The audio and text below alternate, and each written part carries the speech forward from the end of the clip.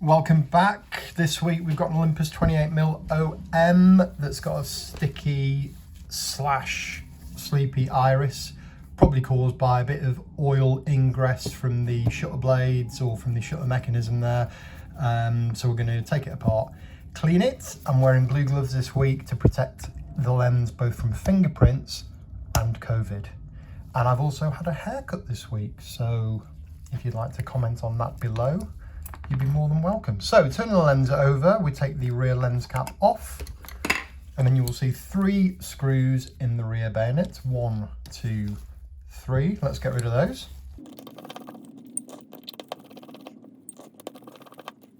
Once those 3 springs are removed, you can just lift the rear bayonet off carefully. Nothing attached to the bottom of the bayonet on the rear side, so you can lift that off quite safely. Couple of things to discuss here. On the right hand side, as I've got the lens, is the lens release lever. On the left hand side is the diaphragm control depth of field preview lever. And then we've also got a small spring from the black control ring connected to this chrome control ring. All 3 of those things are going to need to come off. The levers just lift off.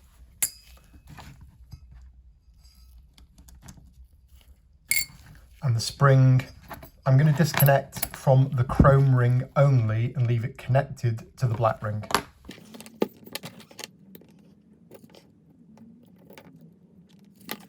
Okay, with the spring removed, you've now got 3 elements.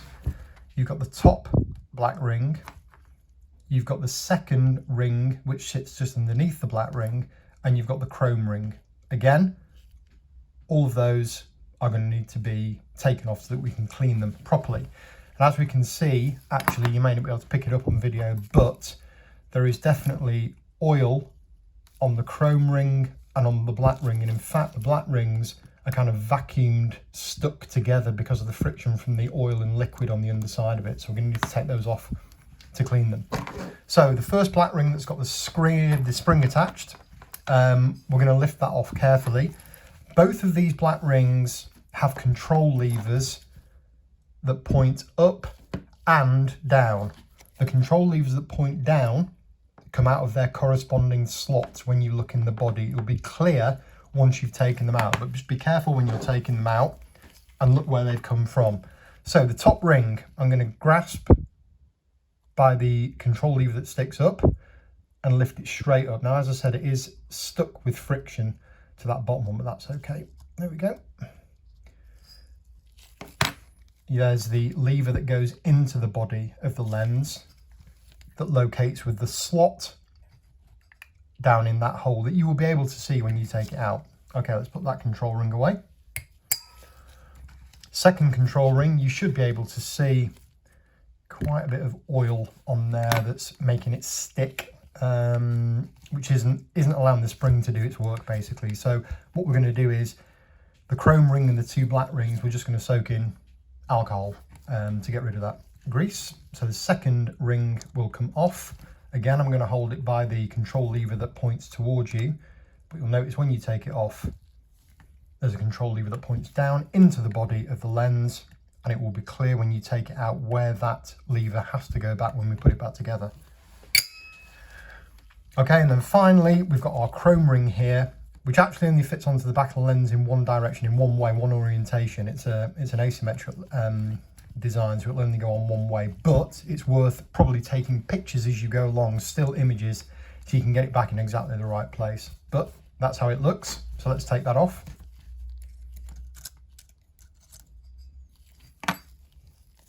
Okay, yep, not clear in the video there, but there is quite a lot of grease and build up on those. So we're going to clean those 3 rings.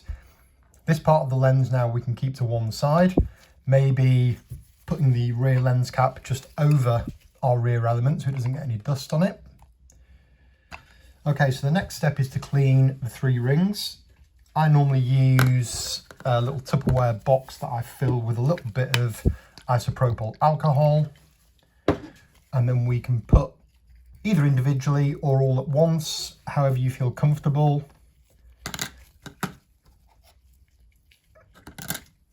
bearing in mind that the first black ring that we took off has still got the spring attached. So maybe do that one separately so you can make sure that spring stays attached.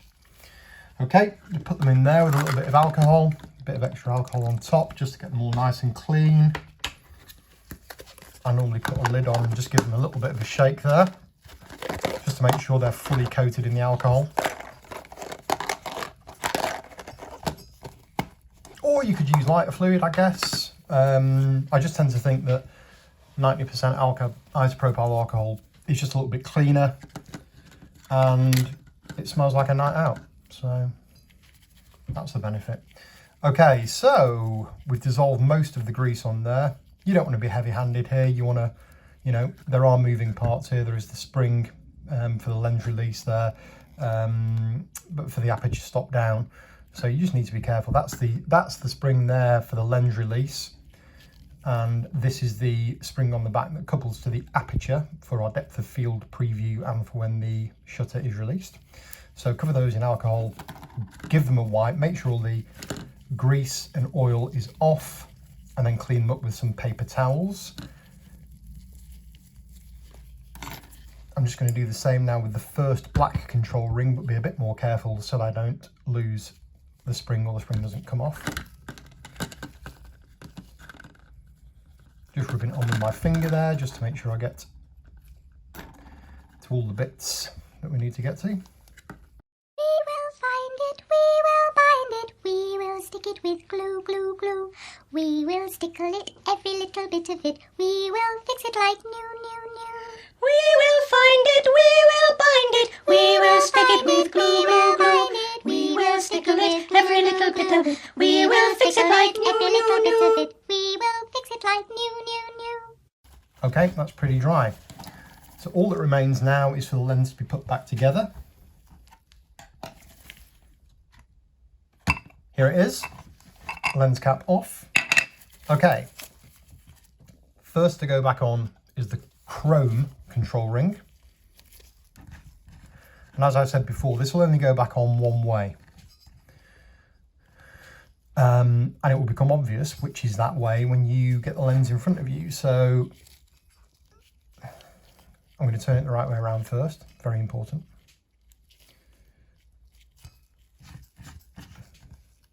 So the trick here is the aperture control lever has a slot for a screw right next to it. And there's only one slot with a screw hole right next to it that's there. So that tells us that that will fit there. All three of the screw holes are lined up, and that's a good start. Okay, second is the black control ring without the spring attached. The longer control arm faces down into the body of the lens.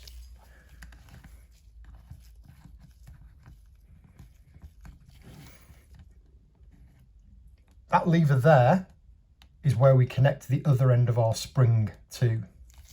So this first lever doesn't couple with that spring, it goes on this side of the lens's body.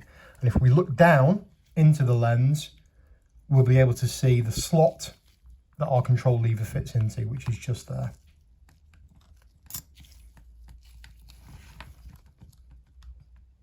There we are. That's connected nicely. And if you turn the aperture ring on the front of the lens, you should see your black ring moving around. That means it's in the right slot, forward and back. Okay, secondly, thirdly, fourthly, thirdly. We're going to put the final black control ring in. Again, spring up, longer control lever into the body of the lens, into this slot here, and we just need to have a look down at the lens, holding everything together to see where the slot is. There it is.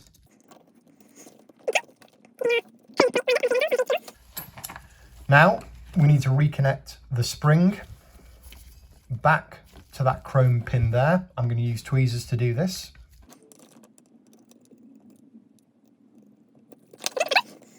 Line up my chrome ring again. Next thing to put on is our lens release and aperture control levers. Lens release is the one with the tab on it. The tab points towards you, out, away from the back of the lens, and slots in there. And the depth of field preview button, double-sided. The side with the notch in the front goes towards you, and the square hole there fits underneath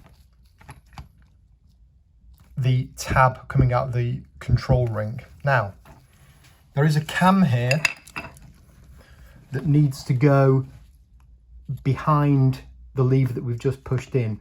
So I generally seat that lever and then hold everything together and just push that cam back slightly.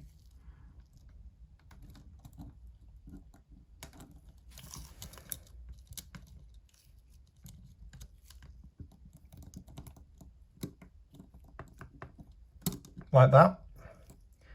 Then make sure that that tab, make sure that that tab is in the square hole.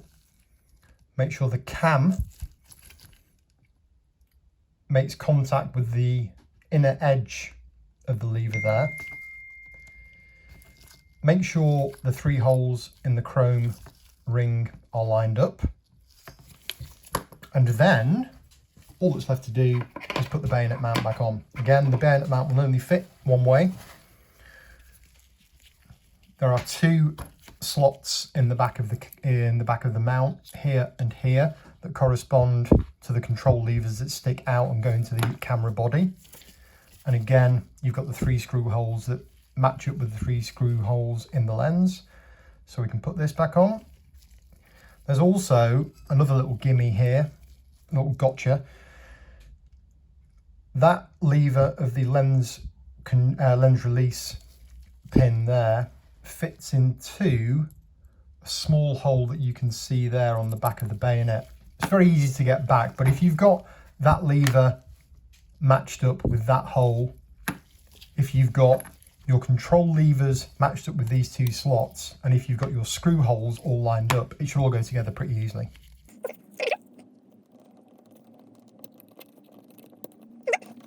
Now, before screwing it all back together, we can check that the lens is working. If we stop it down to f22, and if I press the aperture depth of field preview button, you'll see, hopefully, that our lens is stopping down to f22. So once that's fixed, we can now screw the screws back in.